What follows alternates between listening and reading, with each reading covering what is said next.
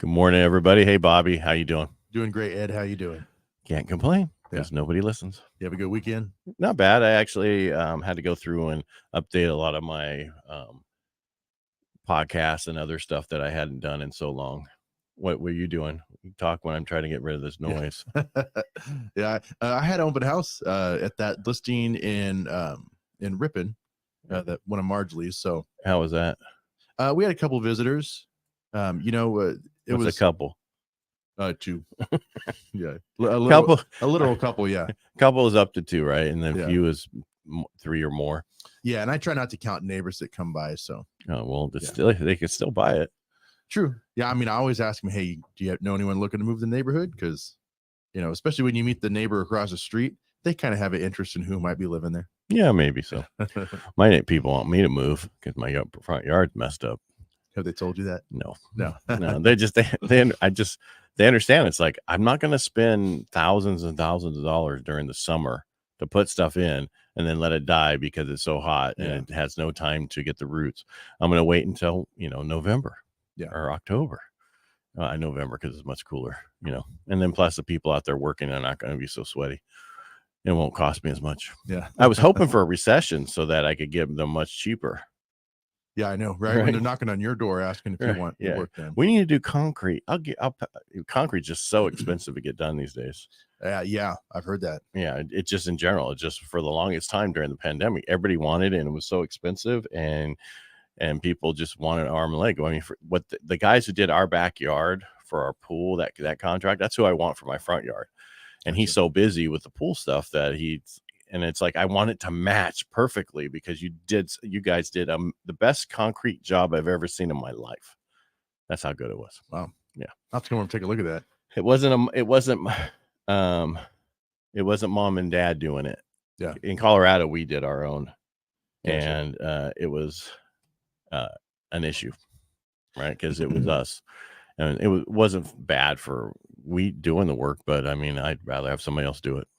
Like I said, I've never done concrete on my own. I've helped, and I was just more of the muscle. Right. Well, my wife did it. She went to Costa Rica and on one of those trips to go help a village, and they ended up doing concrete for the basketball court. No kidding. Yeah, and she's like, "This is how they do it. They make a mound of dirt, right, and then they put the concrete and mix it in the dirt, and not with the dirt, but use the dirt as the place to mix it, and then move it over. Yeah, yeah. It was so she helped them do that.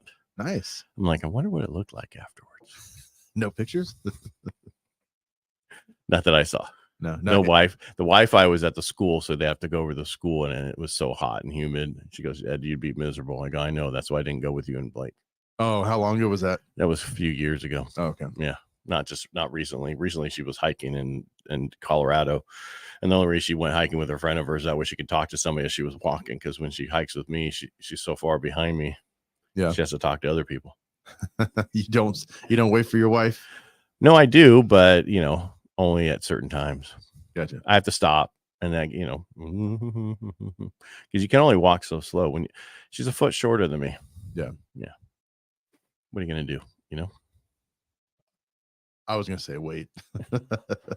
You can. And then you start walking again and then you walk faster. Yeah. It's like when we were in the Navy and you had a march, all the tall guys were in the back and we're like, this is horrible.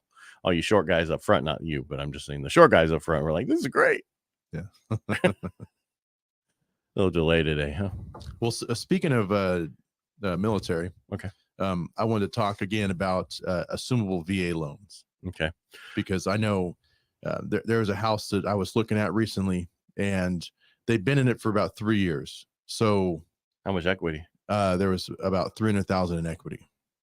How much was the original loan? It was for. Well, I didn't find out what the original loan was. No, but how much they had balanced, I meant. The balance was like $710. So they bought so they bought this property for like 800 or something. Yeah, I wasn't the buyer's agent. So, and they had 300,000 equity. Yeah. All right. So what they would have to do then, if say the loan amount's 710 left, right?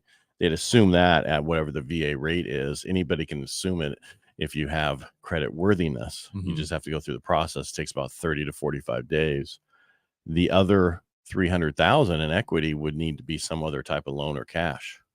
Yeah. So what I was thinking was like the way this would really work for people is if they had a home to sell and they had equity in their home, and they kind of just hand off that equity to cover the difference, right? Correct.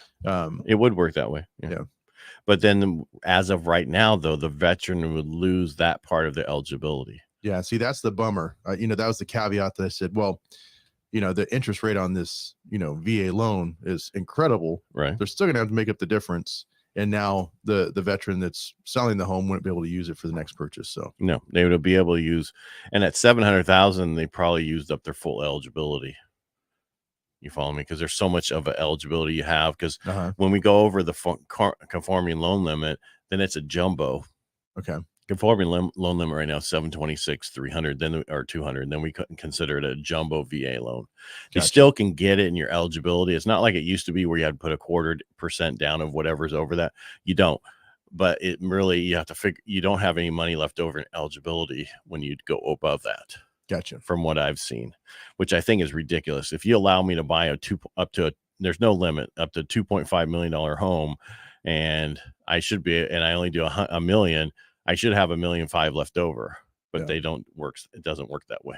Gotcha. From what I've seen. But this could help these people sell this home in a market that is a slower time, but that, over another home exactly like it that they can't, that don't have the assumable portion of it. I forget, one of the senators or congressmen was working on trying to pass a bill that would release the eligibility of anybody who bought that. It didn't have to be a veteran. Yeah. And that would, and I was explaining to him, I said, that's great. However, it's not really going to be utilized. I said, it won't work right now for most people, but to have it there in the future would not be a bad thing. Yeah. Right. So say you bought a house, because even up until March of 22, so a year ago, VA paid 100% financing. Today, there's about, maybe say there's 10 to 20% equity in there. That would be someone's down payment, right? And then you could have it assumed. So it can work really well.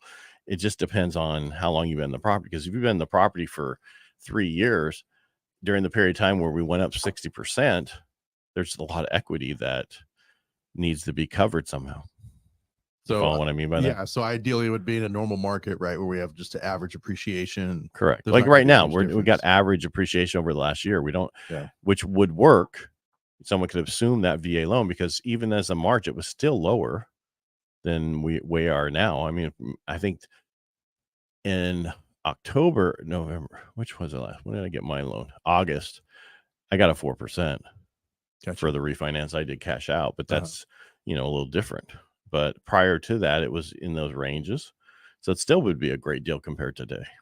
Gotcha. Right? Conventional on average is between somewhere in the 6s, and the reason I say it's 6s is because Fannie Mae put out a thing last week. 15-year was 6 point something, and a 30-year was 6.75, 6.875.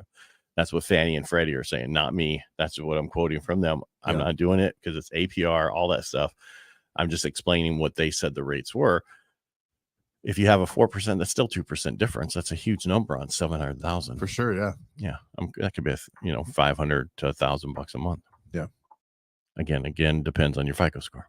But even that, say that first was at 2%. Say it was at 2.75%, and the 300,000 they put down $100,000 of their own money, or they put down $1 million. So most people are putting down 20% on that to make it work. Yeah. Minimum 10%.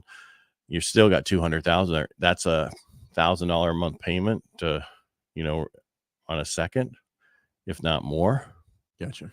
So you have to run the numbers to see if it works. So it just depends on how that situation is. Do you got money? You're selling a house, you're moving up. Yes, you have the money to put down. This would work really easily. And that would work. I mean, that could be something that can be done. But they have to be okay with losing their eligibility until it's been refinanced or something down the road, which at that rate, it'll never be touched. I was going to say, and how would they even know? Would they just have to follow up with the lender to see if it'd been refied? Well, they'll have to keep check to see if it's been, because they're going to assume it. So we'll be off their credit, right? So it won't be on their credit. They just lose their eligibility part of it. Gotcha. So they'd have to go buy with a regular loan. Okay. Yeah. or another, if their spouse is a veteran, then they could use that eligibility. Gotcha. Yeah. But see, a lot of places don't split the eligibility, right? What I mean, if you have two, so it's a veteran and their significant other, or it's two veterans that can be on a loan together. When it's two veterans, not every company splits the eligibility between the two of them. Okay. They usually use up one person's eligibility more than the other. Now they're starting to split it across both. Okay. Did that answer any questions? Yeah. I learn even more than I thought I knew about it. So well, it's just the VA loan's a great loan. It's easily to be. So years and years ago, I'm talking back in the 80s and 90s, it was just like, you want to assume a loan? Okay, you can't. Right? Yeah. Anybody could. Now, then they changed it because of what happened in the 90s, and you had to be, you have to have credit worthiness and go through the whole process. Then you can assume it. But if you're buying that big of a house and that kind of stuff, you probably have the credit. Yeah. Or you hope you do. Hopefully, yeah. Not everybody does. Not in the past. But in these world, which I think is going to change because people are putting so much debt to survive right now because of inflation and everything else is killing them, we're probably going to see a credit crunch to where people are going to lose their great FICO scores. Yeah. Right. I just saw yesterday, I reported on a trucking company who just laid off 30,000 employees because they couldn't refinance their debt in this market. No kid, 30,000. Yeah. And you're going to see a lot more than that because there's a lot of debt that companies took on over the last couple of years at really low rates at this and that. And then they're going up and they just can't make the payments. Yeah. And so they're coming in and going, we need to get paid. And they're going, I can't pay you. I can give you a cheeseburger. All right. I'm done. Okay. I'm just saying I'm going to keep going on and on and on. So, but that's just what's happening. But the positive thing is, I think I told you before we started, Housing Wire put out a thing where people are thinking the next 6 months it's going to get much better. So yeah. With that being said, if you haven't bought your house yet, you might want to start thinking right now, real quickly, and get into that home. And it's not the perfect interest rate, but it's the best time you're going to have for buying that house at the price you want it. Yep. Right. And if you're looking at $1 million plus home, now is even a better time to buy that house because you're going to be able to refinance that rate later. Everybody's worried about that payment right now. But if you can make it for a year and a half and just understand that's what's going to be, and you can qualify it, get that house now because it's going to get so much more expensive in the next year. So minimum, they're thinking the rest of this year, we're going to go up. So we went up 4.8% at the beginning of this year. And they think we're going to end up end of the year up 10%. $1 million house, that's $100,000. Yeah. Right. And so you could just made $100,000. Yes, you had to pay whatever that number is a month, but you were going to pay it anyway. In that if you're buying that home, you probably need that tax write-off anyway. I was going to say, and you're building that equity, instantly. Not only that, but the tax write-off, that's what most people don't have. And they're going to make some changes. You watch to the tax thing, and you're going to have to no longer the standard deduction. You're going to have to do, itemized deduction. You're going to need interest deductions and other stuff. You watch. Yeah. They always find a way to get money out of us, huh? Yes, they do. All right. Make it a great day, Bobby. Thanks for being here. I really appreciate it. And if you like what we do here, the best way you can support us is go to our YouTube channels, subscribe. That's Real Estate Jerky, Ed Parcaut, and Robert Atkins Realtor. And also go to Bobby's channel at robertatkinsrealtor.com, or his website, I should say. Yeah. Bobby, thanks for being here. Thanks so much, Ed.